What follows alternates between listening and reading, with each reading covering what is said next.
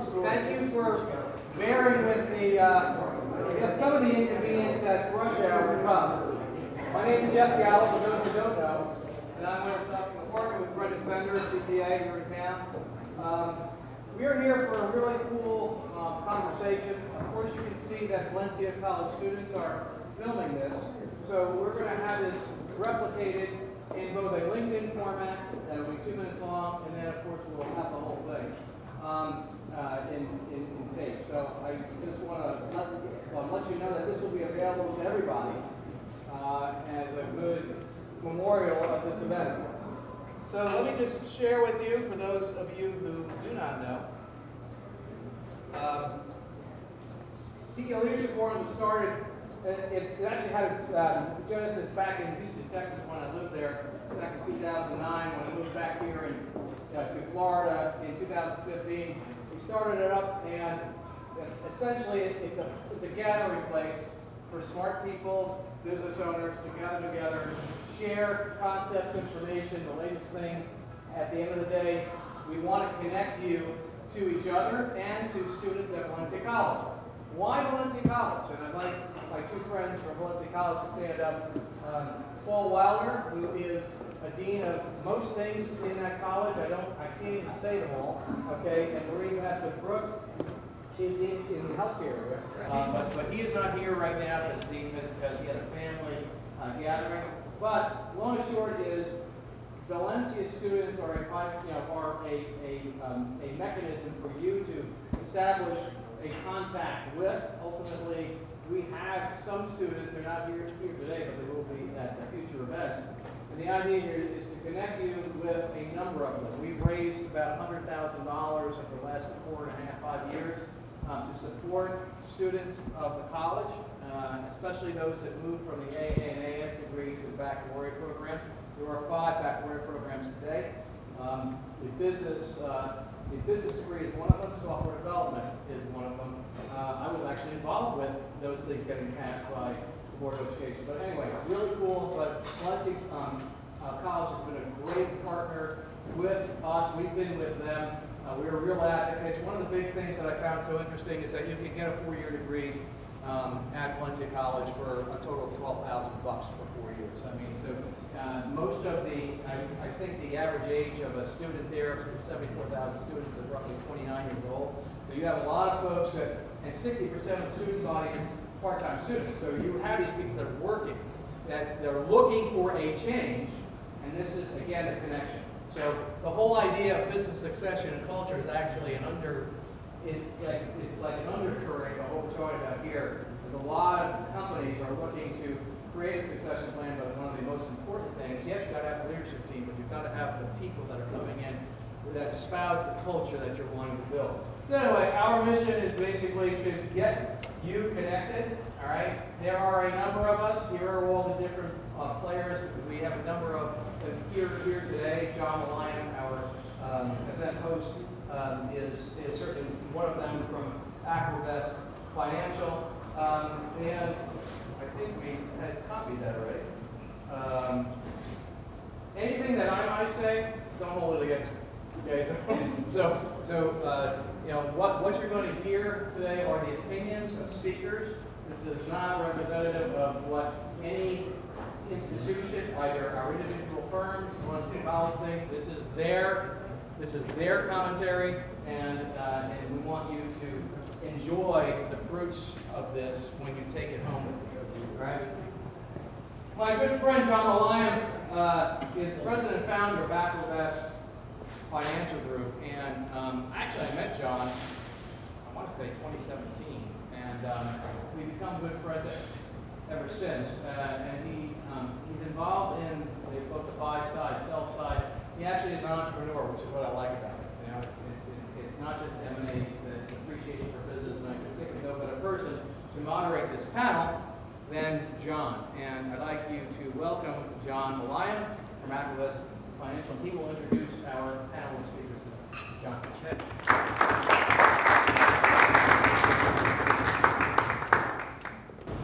Thank you. Happy to be here. I was asked to provide some commentary over M&A. What I will say, keep it short and sweet, is interest rates have gone up. It's harder for companies that aren't flush with cash to make those same acquisitions. The debt turns are not like they used to be. But I would say that as long as your company has a solid growth rate and trailing 12-month EBITDA, there's some industries related to service, construction, that are having really strong 12-month EBITDAs, and then there are companies that are in consumer goods and other areas that have been hit pretty hard from inflation and supply chain issues. And that might just take a little bit more time to resolve. So those companies that haven't been impacted by that are doing a little bit better in terms of transactionability compared to companies that have been hit kind of hard this year. But my recommendation for companies that have been hit hard is to just stay focused and wait until conditions are a bit better and you turn things around. So without further ado, I want to introduce our guests. First is a gentleman over here. I was actually expecting everyone was going to already be sitting down here. Well, get over here. So Jason Albu,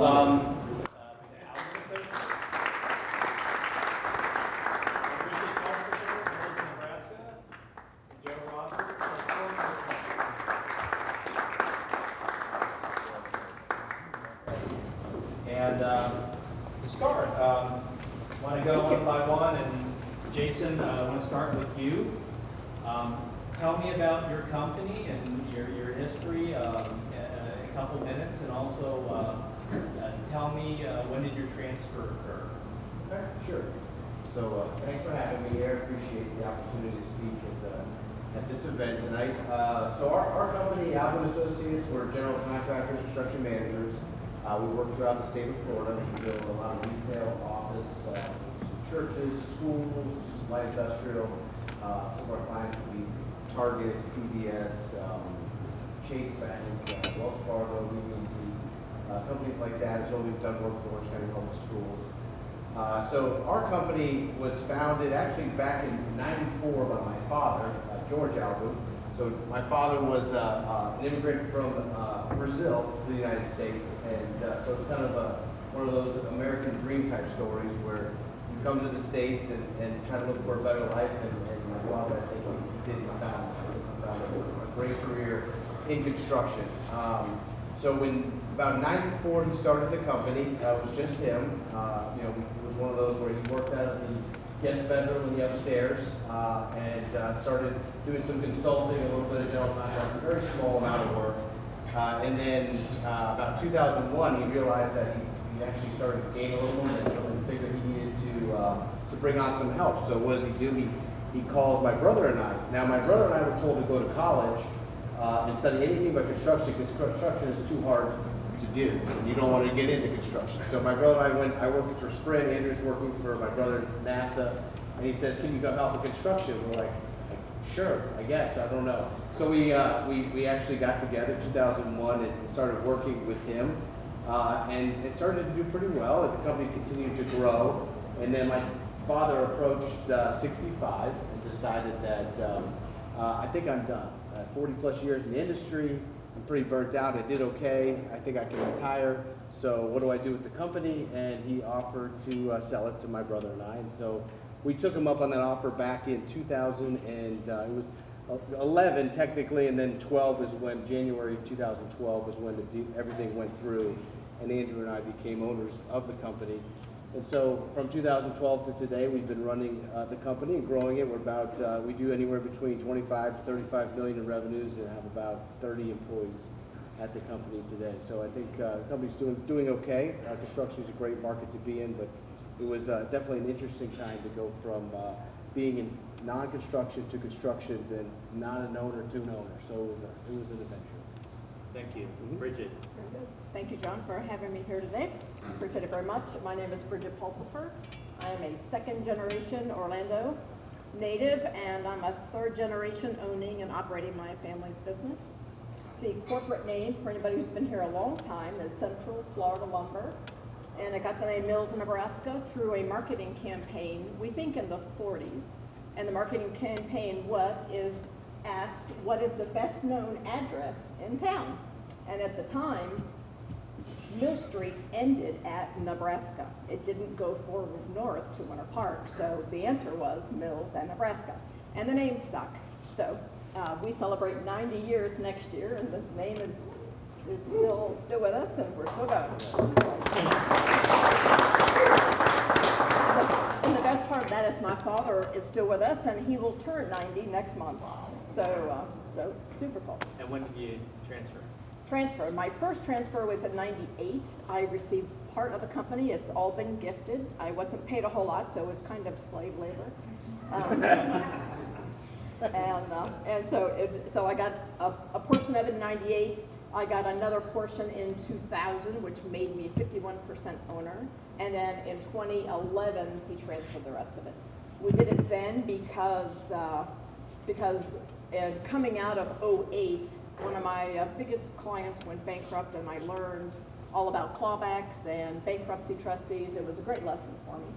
And so the company value was lower, the property values were lower, and he could transfer it very, very much easier. So we did that then.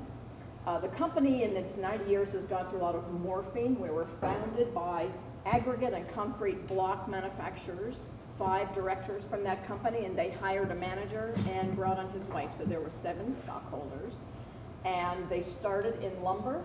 They added trim, and they had a mill shop, a little bit of hardware and paint. Over the years, the 50s, they built a truss plant. It was, I think, the first truss plant here in town, and added a window department and pre-hung doors. In the 70s, mid-70s, the same block company, which was Kassam, if you've been here a long time, they sold the block plant, and Florida Rock purchased it. Rock did not want the hollow metal. The hollow metal was a very integral piece of the business. So they pulled the hollow metal out, sold all the aggregates, and that is the remaining company today. In 2006, we sold everything, lumber, truss, everything, to Manning Building Supply, and that is the remaining entity today is the doors. So we've morphed a lot in 90 years and still going strong. What's interesting, both of you did your transaction around 2011-ish, which seems like, looking back, a great time to initiate that when the value, construction for those who were here in 2008 was 0% of the market at one point. So really an uphill battle, but it sounds like it's worked out really well for you two. Joe, tell us a little bit about Foremost. All right, Joe Roberts with Formosco. We are in the horticulture industry. We have a young plant nursery here in Winter Garden. We have offices in Miami where we import and redistribute our young plants from our stock farms in Costa Rica and Guatemala. My father started the business back in '87, and our transfer occurred just this last year, so I'm the one who doesn't know what the heck he's talking about. So please bear with. But yeah, ours was also a gift scenario to be able to take advantage of some of the current estate tax exemptions. And my father was also one who he was hitting 65, and he decided he wanted to travel with my mother while they were still young and spry, and so that's what they're currently doing. I came into the industry back in 2009, so I got a really good sense of what a down economy can be, and actually came in starting as in-house counsel / customer service rep, because I knew nothing about the industry, but I did have a law degree that could help with some of the bankruptcies and contract disputes that we had at the time. Thankfully, I was able to put away my lawyer hat after just a few years, and I've really been focused on the business since. As I said, we started in '87, and we've been expanding out since. We sell and distribute young plants to wholesale growers throughout North America. And what I mean by young plants, just for a little bit of clarity, is we'll sell little leaves with stems at, I don't know, 2, 3, 4 cents a piece. And if there's anybody from the industry, 7, 8, 9, 10 cents a piece. And we'll sell those out to growers throughout North America. They'll finish off the plants, and then they will in turn sell it to a landscaper or to a big box store or to an independent garden center. So we're pretty far down the chain, the supply chain. We're really at the beginning stages. And yeah, that's kind of the short and dirty of who we are. I had no idea you had a legal background, so that's new. Speaking of legal, I wanted to ask, start with, we'll just go with Jason here. What kind of team do you believe is needed to prepare for a transaction internally? What sort of things go into it? It's actually a fairly good-sized group. So we had our accountant involved, and then we had our attorney involved, but then we also had to bring in an independent accountant to kind of value the business independently for the IRS, and then we also had a financial advisor who helped us kind of navigate some of the different buy-sells. There's all this different language that, what happens if the owner passes away before you finish buying them out for the company, who gets paid out, where that money goes. So there was a lot of paperwork, a lot of work. So it's one of those, just like anything else, you want to make sure that you prepare, assemble a good team, have some people that have done this before, and it's not their first rodeo, and work with you through the process to kind of get to the time when you can actually do the sale. So I thought 4 or 5 people involved was a healthy group. Did any of you use any kind of trust, or your father, your parents use any trust in connection with the transfer, irrevocable trust, anything like that? No? No, we used a family revocable trust, but nothing irrevocable. Okay. And for us, I'll just say real quick, because it was a gift, we had our outside counsel that we've used for a lot of our contracts and our CPA firm. But it was a relatively small team, and then it was just a family discussing how to work out the contract, but really the shareholders agreement moving forward. Yeah. And for those who have partners, I believe Bridget's you're the only sole owner. But for those with partners, I presume you have certain aspects in the articles or bylaws that demonstrate what happens in terms of, if someone wants to sell, you have first rights of refusal. Correct. Yeah. Buy-sell agreement. Right. So we do. My brother and I, we're 50-50, and that's, I guess, something to think about is my brother and I, fortunately, we get along, and I know there's a lot of brothers and sisters that don't get along. So they say, well, some people have said, like I said, everything I say, please go validate with the professionals. I'm at no point, not even close to professional, but I've gone through with the process. And is that you should have somebody at 51 and somebody at 49, just so they can make the final decision. But obviously, that would be up to the family or the group that's doing the deal. But yeah, there's a buy-sell, first right of refusal, and then there's also the life insurance piece. So if I die, life insurance will pay out. I guess it would be my wife, right? So if I die, my wife gets money for the company, and my brother then runs the company, and vice versa. Is it set up like a tenants by the entireties for you, for each of you and your wives? Is that how it's set up? So it doesn't trigger. It would pass along to the spouse. Yeah, exactly. So that's what I guess the advice that we had got is that if someone dies, you don't want it can cause problems if the spouses are coming in then to run the company. It could be detrimental to the company. Not saying it will be, but they say that it could be, so they want you to have it. So to kind of avoid that, they get paid out. Yeah, that's where for us the first right of refusal really came into play.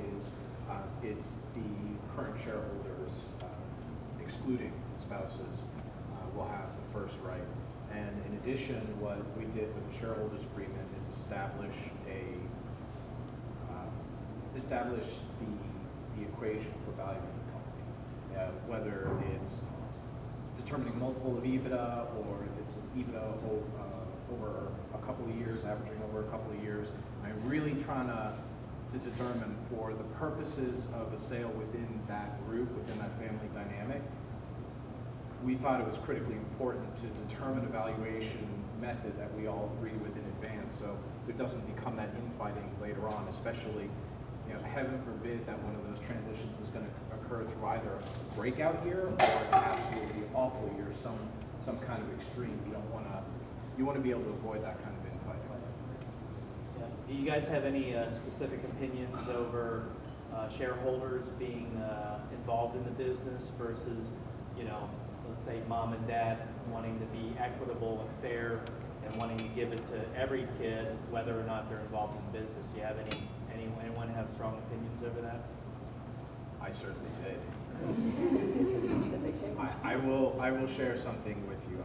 I have a sister who is not involved in the business. She's a lot smarter than I am. She's a doctor, and I'm really proud of everything that she's accomplished. And as we were discussing next steps and transition in the business, my parents were absolutely insistent that they wanted to give her some portion of it, and I was very frustrated. I was the one who was working in the business. I mean, she can inherit all the rest, however you want to handle it, but the company was my baby. I put my life into it. Right now, just for clarity, I'm a 60% owner. My parents are 30% owner, and my sister has 10%. And thank God they did that, and they convinced us. Listen, it's not about the money, and frankly, as long as you have the control that you need, keeping the family involved, maybe she's actually starting to get involved now and that's a longer story that I'll save for another time. But the fact that she, you know, really believed in the legacy, and the fact that she now can feel part of it, the fact that she does have that ownership interest, the fact that that's something that her kids may or may not be interested in, but they may be. So keeping that within the family and keeping her involved in that, I think ultimately was a very good decision for us. I do think there needs to be a clear delineation of who's going to have control, because at the end of the day, somebody needs to make the final decision. But keeping family involved, I think, can be a very positive thing. So what we've learned is don't 50-50 anything. That's what it sounds like to me. Bridget, Unless you're really close with your siblings. Right. So people can do it. Yep. That's right. If it works, it's okay. My dad and my uncle were 50-50. I have to ask this. I'm very curious to know how this played out, but 3 generations, Bridget, as many as 7 shareholders in the past. How did you become the sole owner? Usually by 90 years later, there are 20 shareholders, 15 of which are inactive. How did this come about? Well, it was all my planning. Nice, well done. Right. So what the agreement in the beginning, in the 30s, as I have read and understand it, is that everything of the shareholders, if they were to sell, it would come internal. Nobody could sell external. And for instance, my dad and my uncle became shareholders because one stockholder decided to get out, and his shares were divided as a percentage already determined among the existing shareholders. And my grandfather allowed my father and uncle to buy his shares, so he got his portion. It was determined way up front how they would sell, how they would move it, who would have power, and how it would function. And of all my friends that have multiple siblings and work with their family, you need very distinct rules on who's in charge, who's going to make decisions. If you're going to have people not working in the business who are going to expect distributions but not be part of it, super confusing if you don't have very clear lines defined and everybody knows the rules going into it. I have lots of friends whose families and siblings and cousins and outlaws end up in terrible fights over that. So I'm thankful my sister is also in the medical field, and she had no interest, and she stepped out. And my parents equitably took care of her as they gave me the company. So they're very 50-50 share, and that's fine. We each got what we liked, and we're happy. Thank you. Worked out well. Jason, I think I first met you at a CEO Nexus event at Rollins, maybe 2011 or 12. Now I look back, you must have just took over the reins during a horrible time. I remember you were sort of at wit's end what to do. What was that like, taking over the reins of a general contracting company in 2011? And how were you able to get in a position to turn things around, given where you were at? Well, the recession was a kind of a good and bad thing, at least for my brother and I, because we hit the recession and my dad couldn't charge exorbitant fees on projects. He was like, I'm done. I'm not charging these low fees. I'm not doing this stuff for the fees that you guys want to charge. So it helped. It actually kind of helped drive my dad out of the business. So that was a good thing for Andrew and I. At that point, he just said, 2008 was hard. 2009 we had backlog. We were okay. 2009 was very hard. 2010 was hard. 2011, that's when, like I said, he threw his hands up and said he was done. But it was, it definitely was an eye opener. It was something that we were used to running a company a certain way with the margins that you had, and then you had to then kind of squeeze your margins. You were really hustling to try to find subcontractors to meet the budgets the owners were requiring you to win the bids, and it was frustrating. But at the same time you have two younger people that are looking at a company differently. Younger people are typically more open to risk, and and then people that have been in the industry for a long time are looking to protect wealth, and so there's a lot different way of looking at it. Decision making is completely different. So Andrew and I took a lot more risks, and they didn't always pay out. We had one year was probably we took way too many risks, but overall, it's allowed the company to grow and expand and become what it is today. And we're still young enough where we can take these risks. We've definitely mitigated some of them, but I think it was an exciting time for the employees to go from we're not taking any work unless we get X amount of margin to we're going to really push to see how we can make these projects work and be successful. So it helped the company grow in people and in revenue. Thank you. This leads me to a question I want to ask everyone. At what point does it make sense to bring a family member or a child that you eventually want to bequeath the business to into the business to get them situated? How would you go about getting them initiated? You wouldn't wait until you're ready to turn it around and bring them into the business. So what's that transition looking like? I want to throw that to any of you that want to answer that.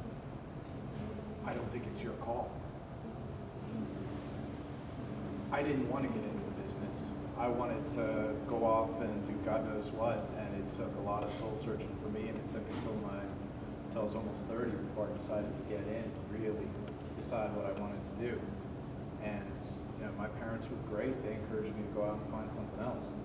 But one thing I would be very hesitant to do is to bring a child into the family business as their first job.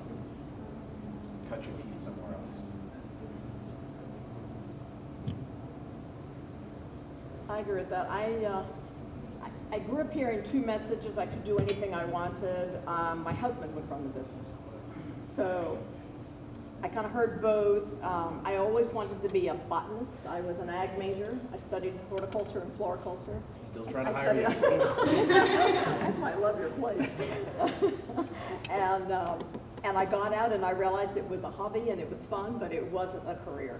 So I actually got out of college and I went to work for a McDonald's licensee, and I learned to manage a McDonald's restaurant. And I did that for 3 years, and I got a degree in hamburgerology. And it was the best training I could have ever had. My mother was horrified when I took the job, but it was really good training for what I was about to embark upon. And as my father saw that I got along well with it, he started dropping hints that I could come work with him. And after a couple of years of bugging me, I finally decided that's what I do. So, and it was a great decision. We get along very well. I worked well with him. I enjoyed, super enjoyed it. So it was a great decision. But had he forced me or done it a different way, it never, I don't think it would work. Jason, what do you think? I was just gonna add that, I mean, I think it's great if you can get a job somewhere else. I mean, so you get a job and steal all their good ideas and bring them over to the family business. It's a great thing to do. I mean, borrow or learn from or gain experience from other companies and then join the family business. But I think the earlier the better, just because the learning how the inner workings and also kind of gaining respect from the other employees. I think if you're if you're working hard and you're doing good things for the company, it definitely reflects to the other employees. Is when you make the transition as an owner, there's a respect that's already built up. I do think that's a really, really important point. I'll just use my own example. I started primarily in customer service, and I had to learn the ropes from the very get-go. And it really wasn't until I was able to, and this is years later, take a really anemic sales territory and turn it around and turn it into one of the more successful ones, get my win, so to speak, prove myself, that I was able to start to become part of the leadership team. I do think that that's critically important, and you want to give your next generation the opportunity to find that win, certainly, but that's going to be a really important factor before they can come in and take the business and not just be the owner's kid. Because I know for a number of years I was the owner's kid, and I'm sure. And it's not until you find that proving moment that you become your own entity. Related to that transition, one of the things that comes up in my line of work is how to get that owner out of those obligations, but by means of personal guarantees. When someone's trying to sell their company, a key element of it is to get out of those personal guarantees and transfer it to a buyer or whomever. Did personal guarantees come up, bonding in some case? I mean, were there tough transition items related to doing that? Have you perhaps not even completed the personal guarantee transfers, or you do away with it? Tell me about it. Anyone wants to? We did ours together, so for years it was both my father and I together as owners, and when we finished our deal, he just came off. It was everybody knew me, the banks knew me, the bonding company, so it was a very easy transition for me. But Joe, it's more fresh with you. How's that going? Very fresh. Well, like I said, we just had the transfer of ownership this last year. So right now, my parents are still personally guaranteed, and that's one of my immediate goals is to get them off of that. And that's going to require a couple of years of some pretty spectacular results, and then they get to move off onto greener pastures and just enjoy travel without all that extra responsibility. And that's a deal that we've been negotiating with the bank, and they've worked pretty well with us. And it's a shame that they're still on there, but we'll get them off soon enough.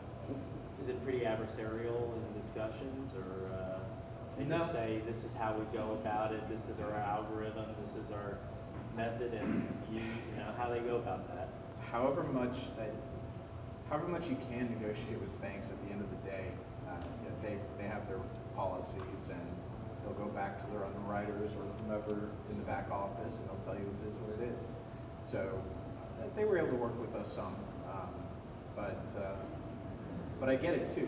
They still own 30% of the business. They are the known entity. They are the first generation. So the bank wants a little bit of security in this transition. That's okay. We're all on board. In my experience is banks, want personal guarantees from anyone that has 20% or more. So, yeah, perhaps that might change in the future. Are there any situations that offhand that come to mind where an internal transfer can do more harm than good to someone? I mean, family fights, financial burdens that you're placing on a child. Is that something to consider, or has it come up in conversation? I know I've heard it from time to time. I mean, it's not for everyone, is it?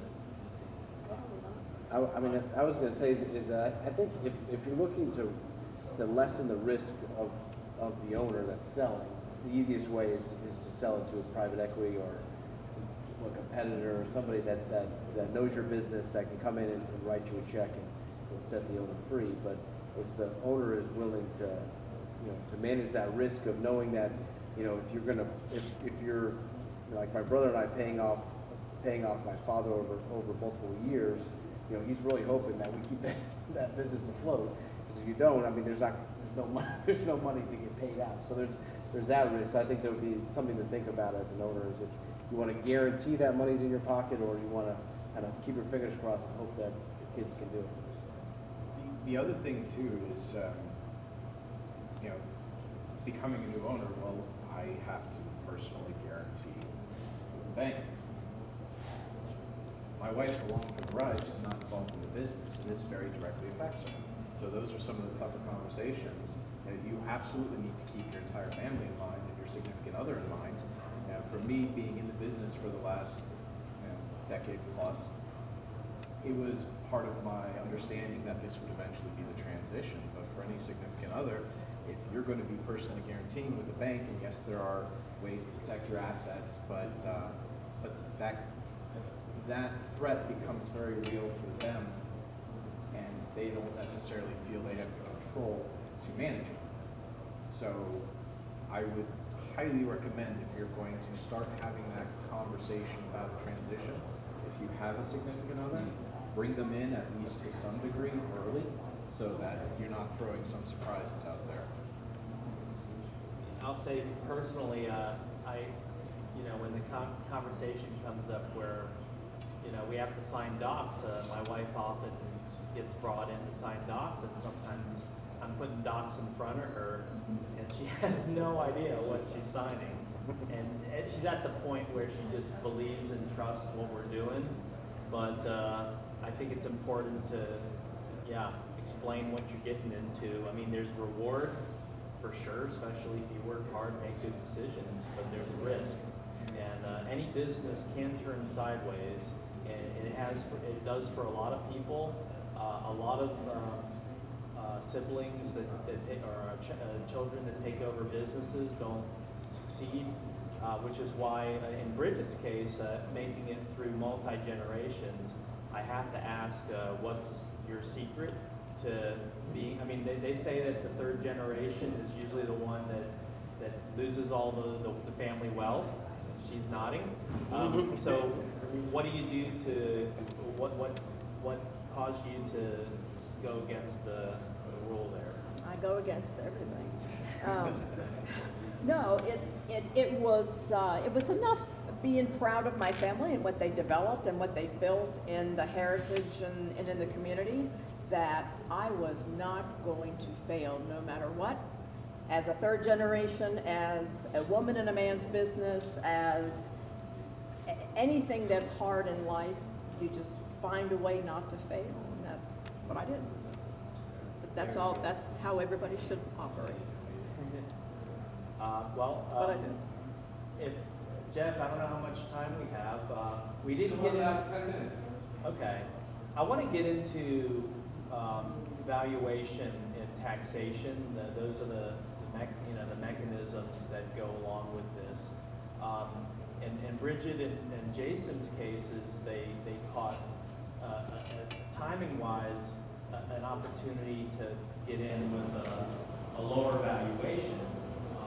Valuing a company for an internal transfer is different than valuing a company for estate purposes and transferring that way versus being opportunistic and trying to sell to a third party. So in the case of Bridget and Jason, I'm presuming you do everything you can to manipulate as low a value that's justifiable and will jive. And in those cases, it happened 10 years ago or so. I don't remember the tax aspects. I imagine the estate exclusion were pretty healthy back then too. But Joe, more recently, you've gotten into this, and for those who don't know, Foremost had your best year ever last year in history. So, to make a transaction happen during that situation is a bit complicated. So how did you steer through that? Yeah, we had our best year ever. We went from basically 30 million in sales to over 50 million in sales pretty much overnight, and it was a whirlwind. To be honest, we've been talking about, you know, how there would eventually be a transition, but what sparked it was actually a third party expressing some interest in us and us having some serious internal conversations of whether or not we wanted to do this. And after you start going down the road of either acquisition or transition, you just gain a wealth of knowledge. It's almost too much. It's like drinking from a fire hose.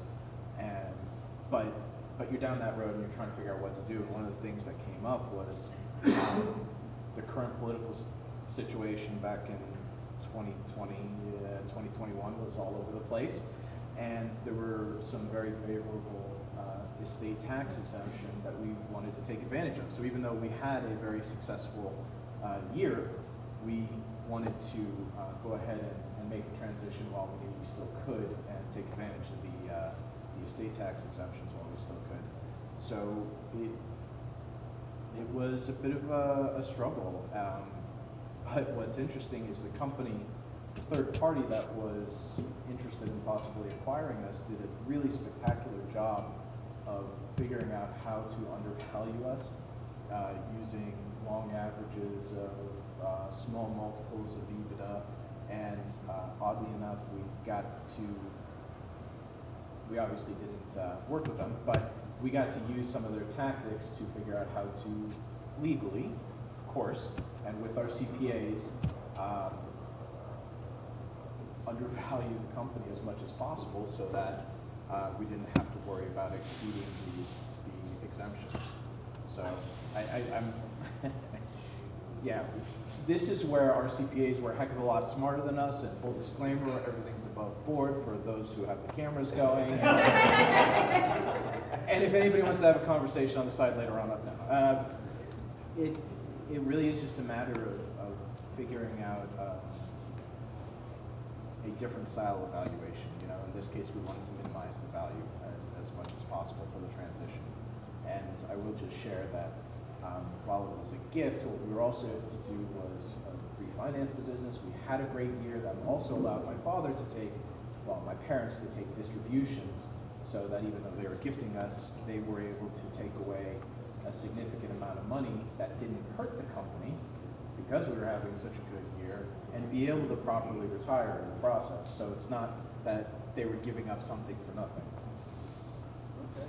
You'd be surprised how often when you see a company that goes from, let's say, $1 million EBITDA to $3 million to $5 million, and you get a buyer that wants to take a 3-year average, it just won't fly.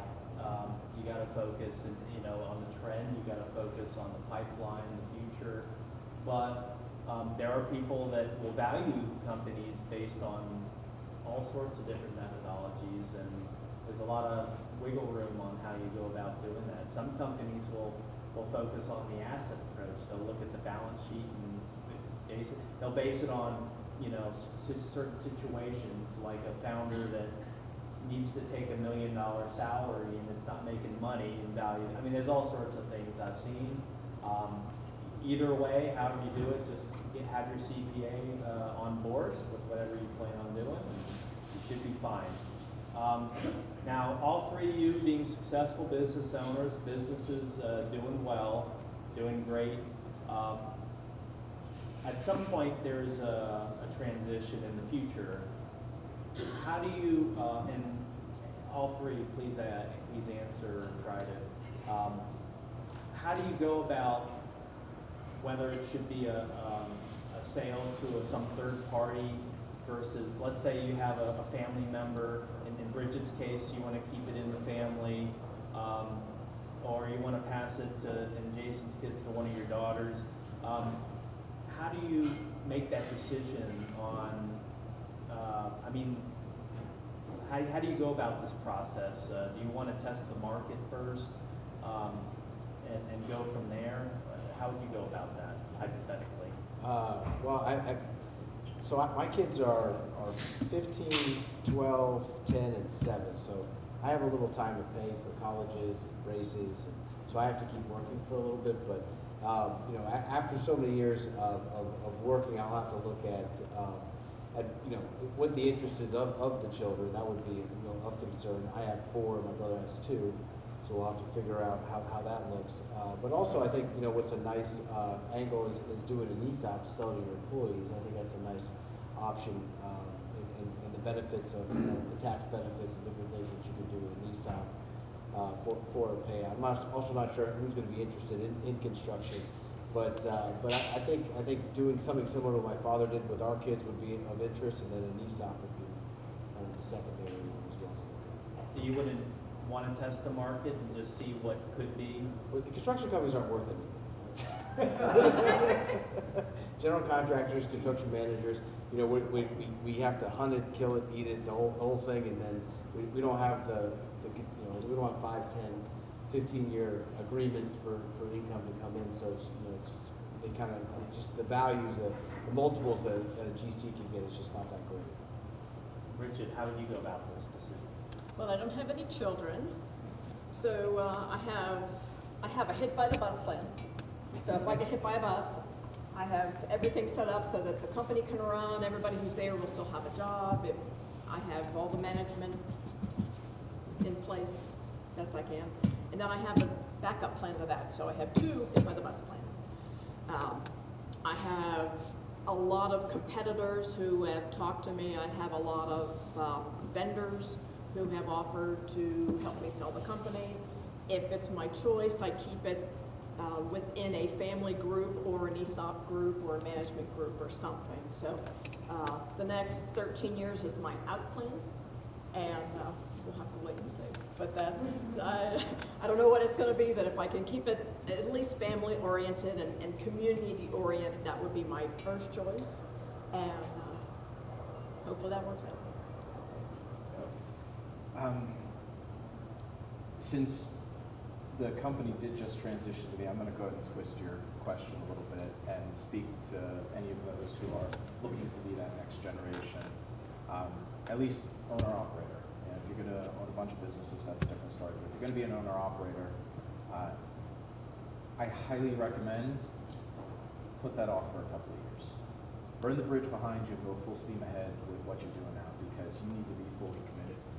Bridget said it earlier, she was just determined not to fail, and that needs to be the mindset. And I say that because we started this whole process thinking about a possible sale, and that really messed with our heads, because you're back and forth on both sides of the fence of, you know, here's this business that I'm going to be owning and running versus do I look at somebody to acquire the business. Yes, you have to think about your exit strategy, and you need to think about it early. You know, give yourself 10 years to think about it. But if you're a little bit more in my shoes, where you're just getting started in the ownership role, wrong or right, I say don't think about it at all. You need to be fully dedicated to the pursuit of that business and pushing it forward, and get the idea of a sale and get the idea of a payday out of your head. Otherwise, it will mess with you, unless you want to go ahead and sell it right away. Otherwise, it's going to mess with you. So I would suggest waiting until you're about 10 years from retirement. Very good. Well, Is it 10 years from retirement? well, yeah. I think you need to. I think you need to start planning your retirement, your transition plan at least 10 years out. If you're in services especially, you're more likely to be pulled into staying in the business a little bit longer. So you might have to assume that you may stick around for as many as 2 or 3 years after the maximized value. So then it's 7 years, you know, before retire, or 7 years prior to that, planning. And too much planning is not a bad thing. It's never a bad thing. It's important to know what mechanism causes your valuation and how to influence it, how to improve on it, and not just the value, but also the structure of which you get. You know, most owners, when they're gonna give up the reins of control, they want a meaningful consideration at closing, not, 10% down and work, on the back end. So, the more things you can do in advance and planning and understand where you're going and why you're going there, the better you are. John, are you open for questions? Are we gonna do question Yep. Q&A? You've got the time. It's good. Okay. So It sounds, congratulations, sounds like it went well for all three of you and happy for you. What one thing would you like to have done differently?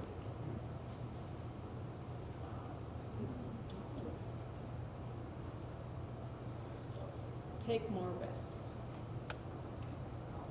I would take more risks. They say, fire fast, hire slow. I would do that. And I would branch a little bit more into other options of what we work in. So Diversify. I would diversify and have done that a little bit faster.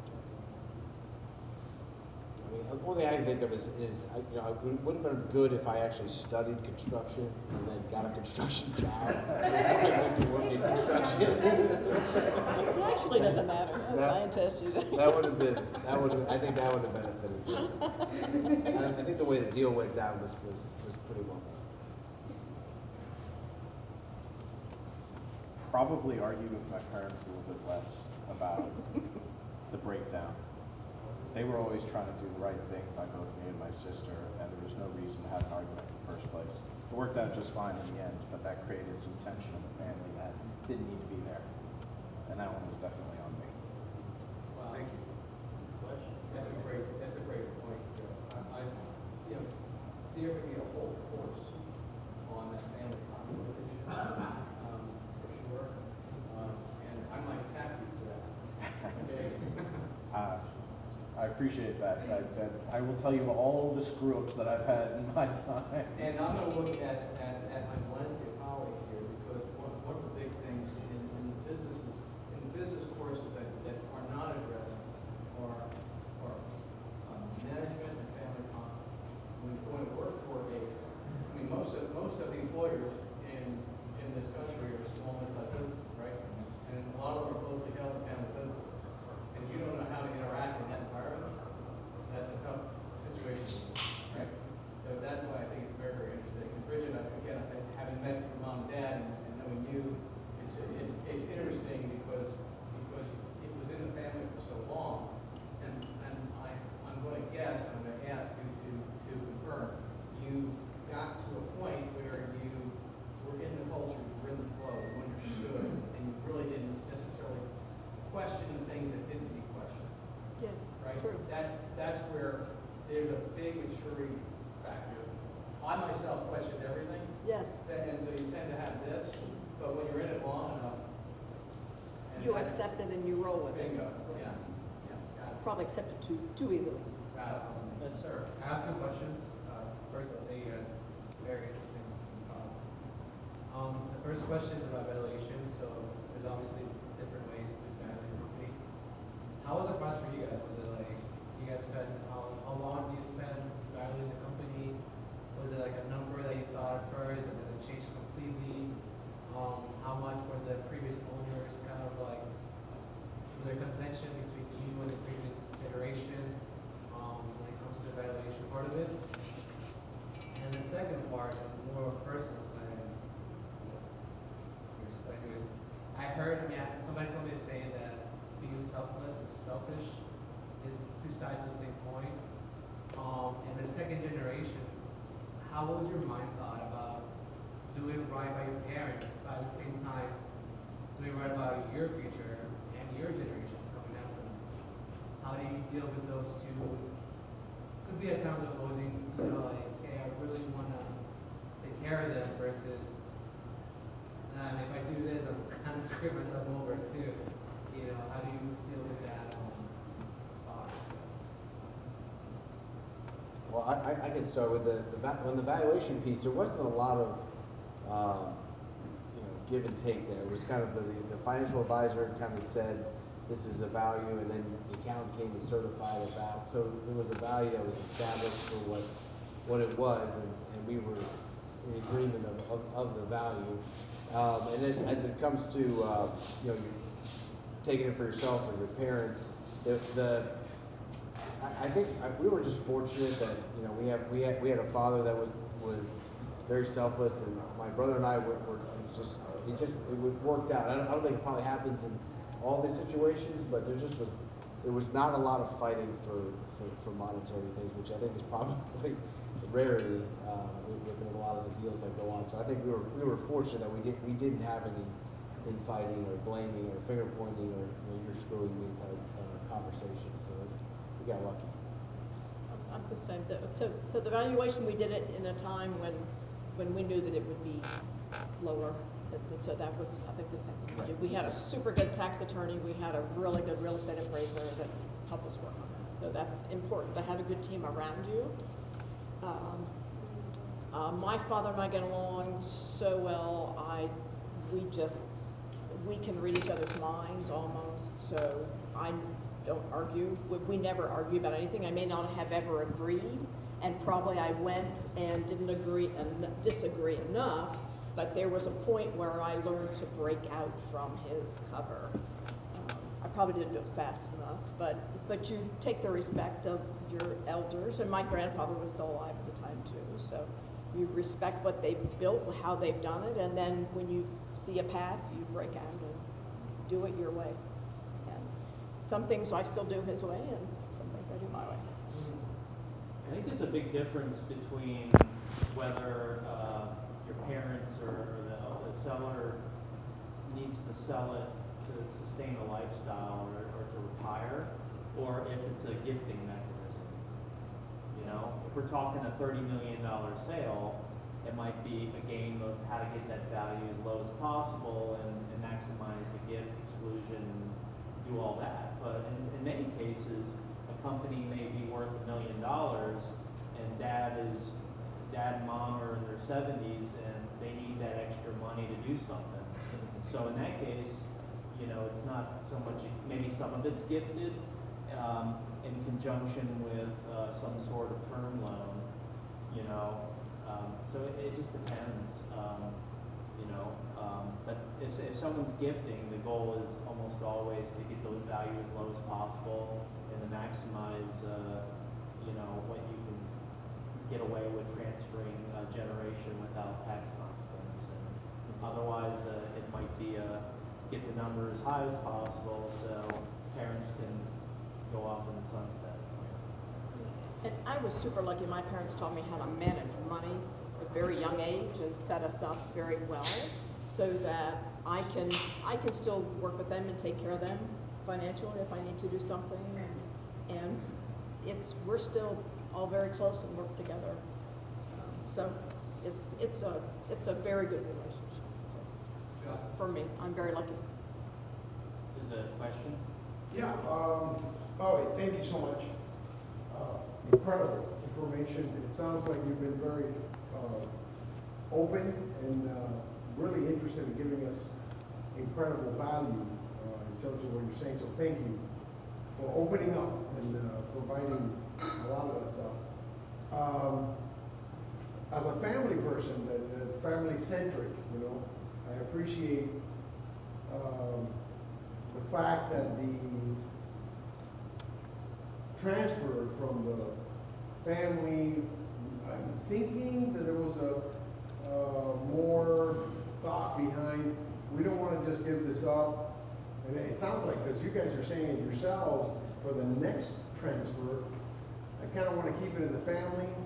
You're all saying that sort of, you know, if there wasn't a choice, obviously a sale or something would be, you know, an option. But I think everybody's thinking, first, let's try to do the family thing. And there's some brownie points for that, you know, in terms of decision. Do you think, or you know, that did your family say, before I do this, I'm going to look for some other executive to run the company of the family and not you? In other words, taking this decision outside, or were they always thinking, no, we got to find somebody in the house, somebody in the family, because there's tremendous value and loyalty and many other things in making that choice. You know, maybe, like you said, I wish I had more construction knowledge, but you have family, you know, which is values, you know, there's so many more things that we kind of forget today that we're not paying attention to.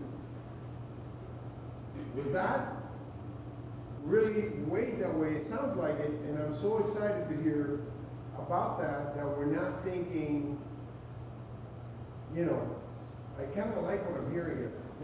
What was the thought process from the transfer? Was it, yeah, it has, this is extremely valuable.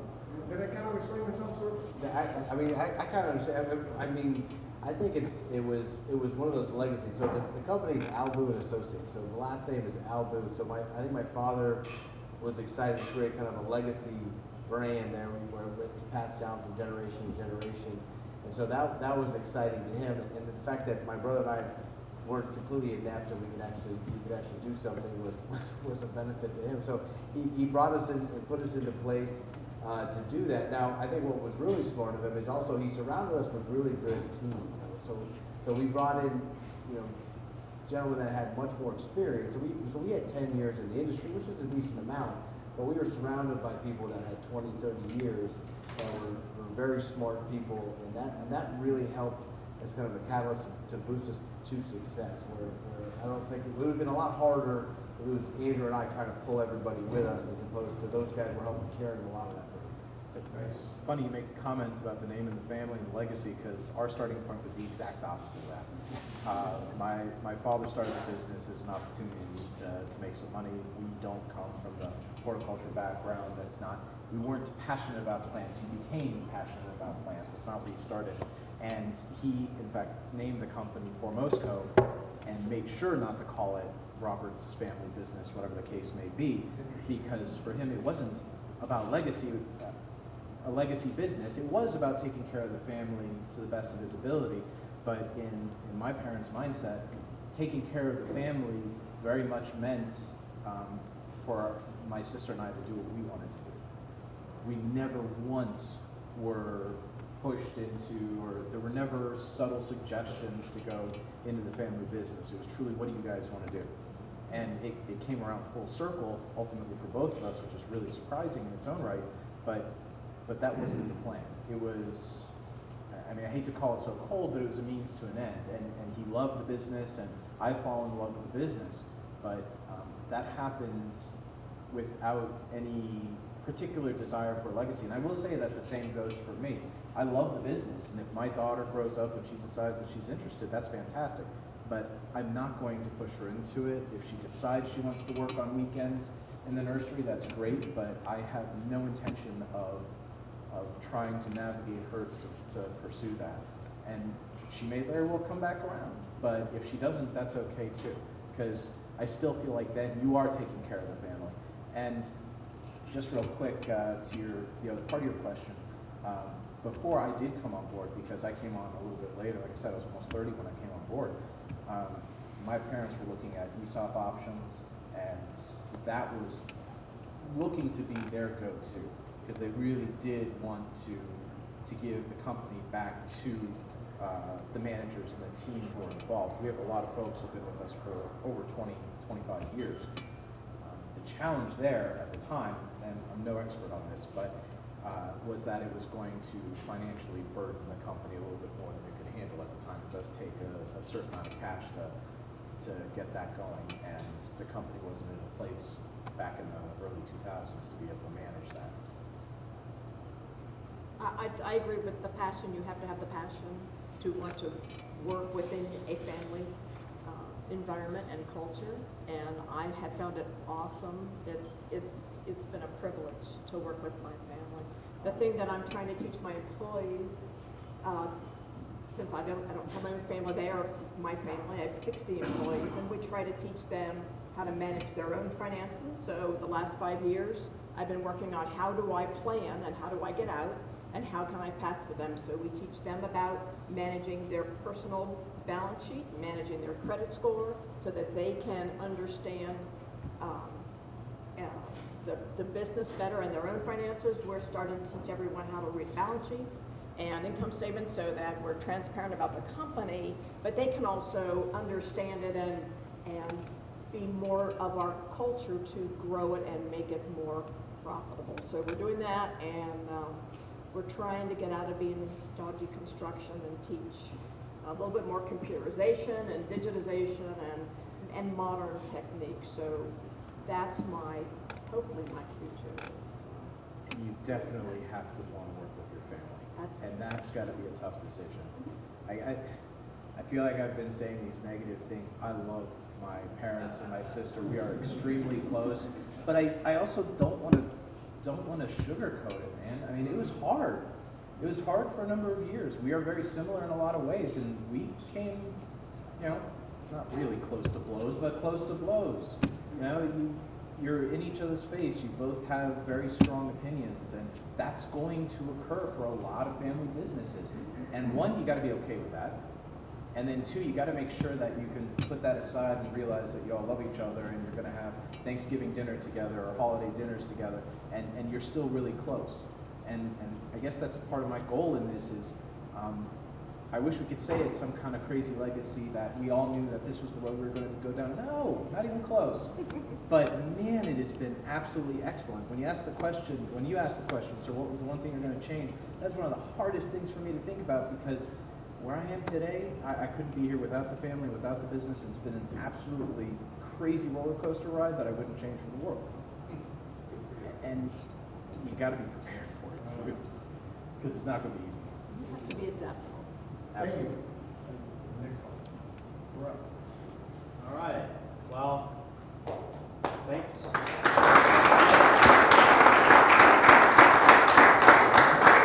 Thanks for offering your time here to share a bit about your stories. So happy to see where you guys are, and things are doing well, and I'm excited to see where the future goes. Any questions that anyone has, please feel free to connect and exchange cards and all that. And Real quick, also, just as shameless plug, so Steve Quellos here. I sit on I was just gonna bring that up. CO Roundtable with Steve Quellos since I started running the company, and it's been very beneficial. So I go once a month to the roundtable every, was it the second Tuesday of the month for 3 hours, 9 to 12. And we talk about business with other business owners, and it's been unbelievably beneficial. So if you're looking for a network, I know you do Vistage, and that there's opportunity. But Steve's here tonight if you want to talk to him about joining our group or another group to help you run your business. It's been extremely beneficial for me as a new business owner, and then I guess a little more experience now. It's been 10 years. Great point, because I'm a member myself, Doug Foreman is as well. There's probably, 250 of them around the state. I couldn't think of a better group of people than CEOs of their own businesses that can share confidentially everything that's going on. I know I have tapped my group for at least 4 different things over the past 9 months because we actually had acquisitions go on, integrations, all those things. I just want to say that it's a special environment, which I appreciate. Those of you who have business advisors, I know you do, and again, I don't know about you, Joe, but I really heartily encourage. One of the things that Steve also started about a year and a half or 2 ago was a group for the number 2s. So it might be the chief operating officer, it might be the son or a daughter, whatever it is. There's a whole group just for that level, which I would encourage who's ever got that type of situation where they would love to bring that second in command, maybe a non-owner, into that environment. I can't think of a better thing to do. What I will say also, because CEO Nexus and CEO Leadership Forums sponsor each other, on October 25th at law firm of Nelson Mullins, we're going to be touching this very issue of asset protection and wealth accumulation. How does the business owner deal with that so that they don't get stuck with too much risk on their table? So I want to encourage those folks at the breakfast event. It's actually right before my group meets. It's at 8 o'clock and it'll go till 9:30. You got the invitation, so you can. Yeah, so I'll shoot it around to everybody if you'd like to come. There's some very, very smart people there, okay? Also, my friend Ollie here is gonna send a note out to everybody, just asking for your feedback in the form of a survey. We're gonna have another event, which is gonna be similar to this, but we're gonna actually have two panels to talk about year-end planning. So we're gonna have some really smart people, lawyers, CPAs, I mean, HR capital folks, and that'll be on November 17th, so have a, just keep a lookout for that, and invite you to that, and bring a friend if you can. Great to see a lot of you, and until next time. Thank you.